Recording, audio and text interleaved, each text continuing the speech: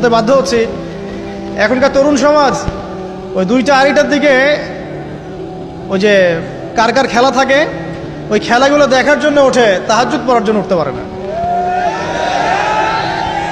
অথচ আল্লাহ